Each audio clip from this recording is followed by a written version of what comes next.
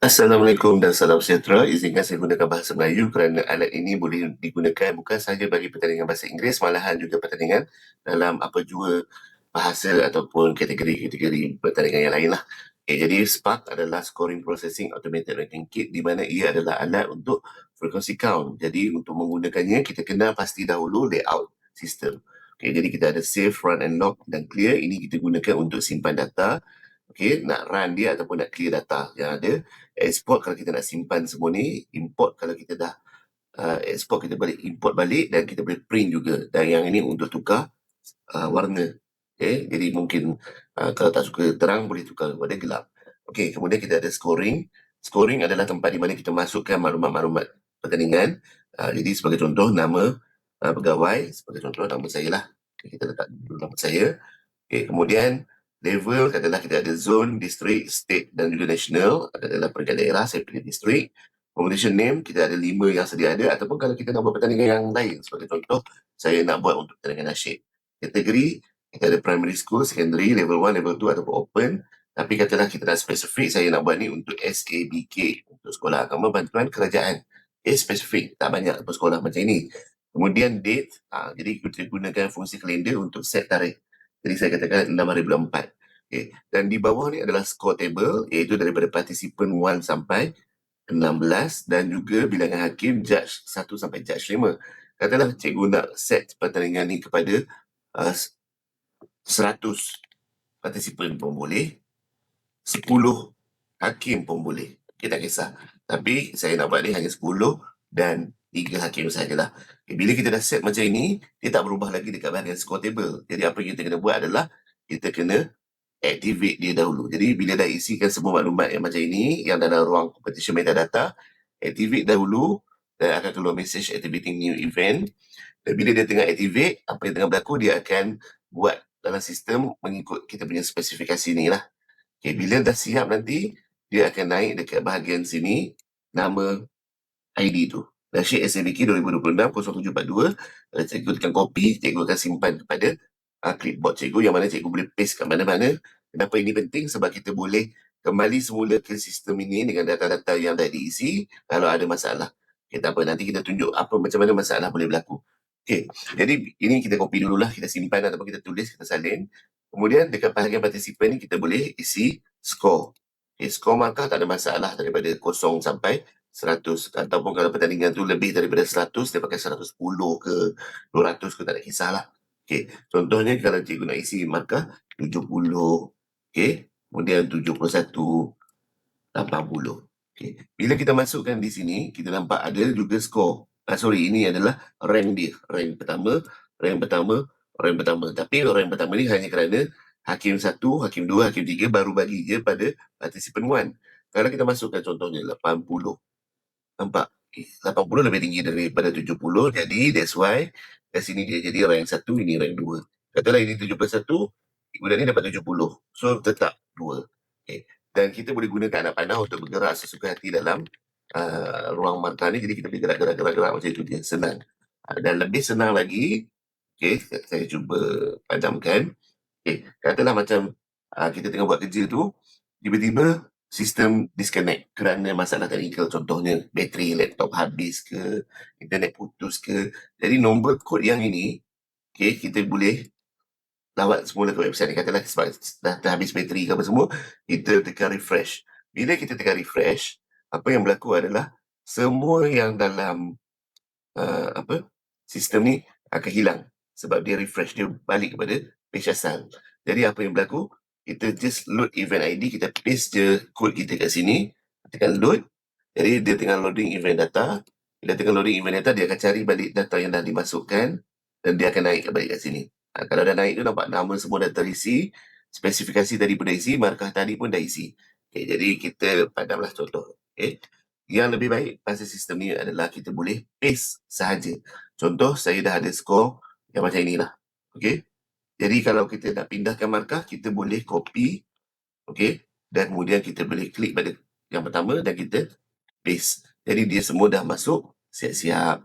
Bila dah masuk siap-siap, dia dah punya keputusan. Kedudukan pun dah siap. Okay. Bila dah siap ni senanglah kita nak buat yang seterusnya. Okey, sekarang ni kalau markah semua dah masuk, nampak dah rank-rank kecil ni, kadang-kadang kita nak susun, ikut rank kan. Jadi, participant 5 nombor 1, participant 5 nombor 1, participant 5 nombor 1 untuk ketiga-tiga hakim. Senanglah, kita tahulah participant 5 tu nombor 1. Tapi kita boleh gunakan juga bahagian atas ni ada pairwise or leaderboards. Kat sini dia tarik terus. Kedudukan 1, 2, 3 sampai 10 ni dah disusun kedudukan. Judge 1, judge 2, judge 3. Peserta mana dapat nombor 1 pun dah disusun. Nombor 1 adalah nombor 5. Nombor 2 pun nombor 5. Nombor 3 pun nombor 5. Nombor 2 adalah nombor 1. Nombor 2 adalah nombor 1. Nombor 3 pun nombor 1. Nombor 3, kedudukan 3 adalah peserta nombor 6, peserta nombor 2, peserta nombor 2. Jadi bila kita nampak macam ini, kita senanglah kita nak tentukan siapa yang pemenang. Dan kalau kita ada masalah, kita boleh tengok juga dekat leaderboard. By total wins, kita tahu nombor 5 ni, dia ada 27 kemenangan.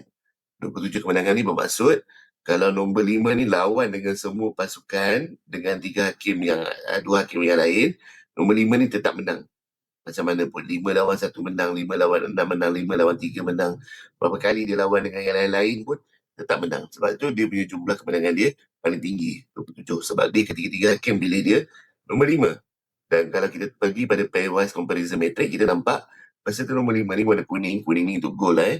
Kita akan nampak 5 lawan pasukan nombor 1, 3 kali menang, 3 hakim pilih dia. 5 lawan nombor 2, 3 hakim pilih. 5 lawan nombor 3, 3 hakim pilih. 5 lawan 4, 3 hakim pilih. 5 lawan 5 tak boleh lah. 5 lawan 6, 3 hakim pilih. Dan berapa banyak kali dipilih itulah kita kirakan sebagai jumlah kemenangan. Jadi rank dia adalah rank nombor 1. Okay, now rank nombor 2, kita tengok kat sini silver nombor tim nombor 1. Tim nombor 1 lawan 1 tak ada. Jadi dia menang dengan nombor 2.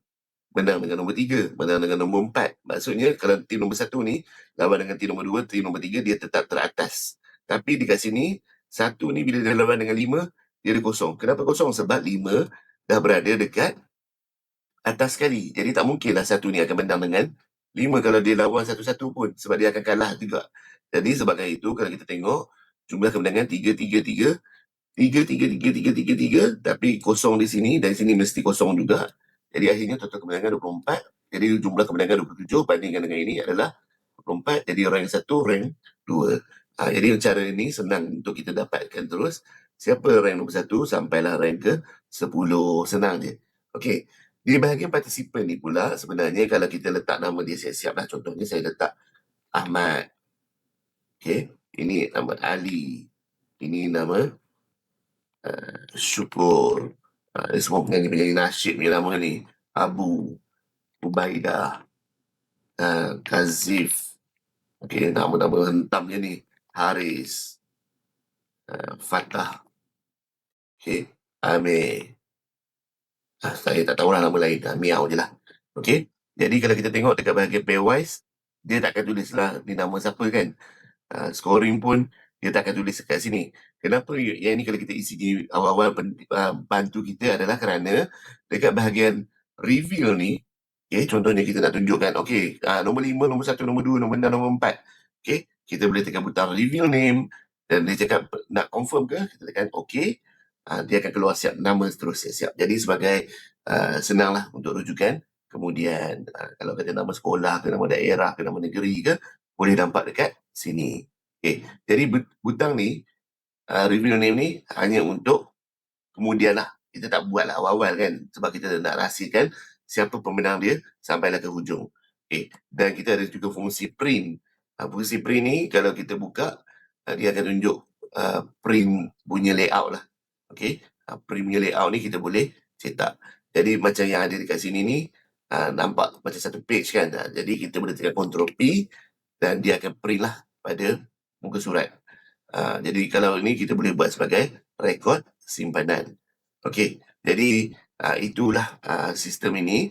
Kalau kita rasa benda tu macam alamat tersalah apa semua di sini, pada satu-satu susah, tekan je butang clear. Butang clear, dia akan padam semua markah daripada yang ada dalam ni. Tengok dia jadi ke tak? Mungkin ada bug sikit lah dalam sistem ni, dia tak hilang. Ataupun kat sini ada clear score. Clear score, hilang tak? Hilang. Okay, jadi kalau hilang kat sini, jadi isi balik semua tu. Okay? Okay, harap jadi sistem ni membantu. Terima kasih semua. Assalamualaikum.